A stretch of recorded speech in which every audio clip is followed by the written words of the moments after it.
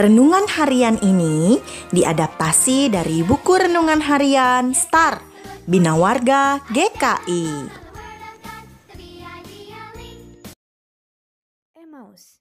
Bacaan dari Lukas 24 ayat 13 sampai 35. Nama Emmaus hanya sekali disebutkan di Alkitab, yaitu dalam Injil Lukas 24 ayat 13.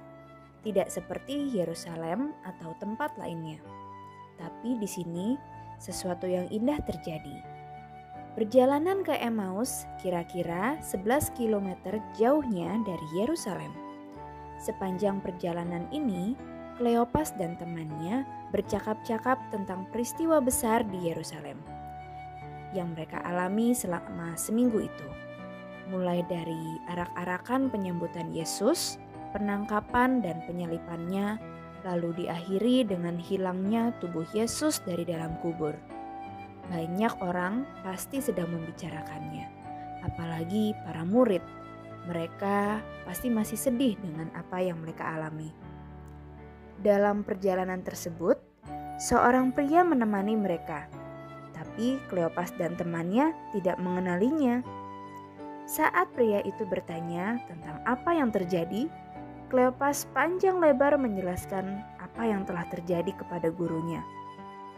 Pria itu menegur mereka dan menjelaskan apa yang tertulis tentang Mesias dalam seluruh kitab para nabi. Pria itu menjelaskan kitab hingga hampir tiba di tempat tujuan Kleopas.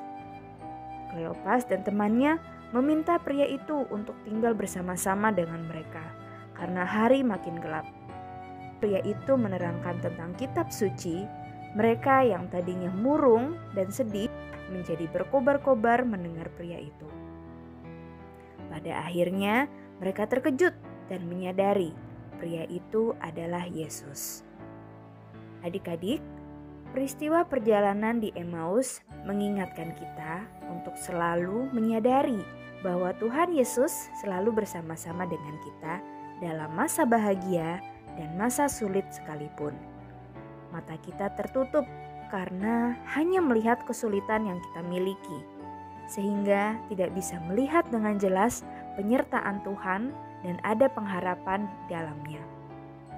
Mulai saat ini, adik-adik, yuk mari kita buka hati dan terus berharap penyertaan Tuhan setiap hari dalam masa bahagia dan masa sulit sekalipun.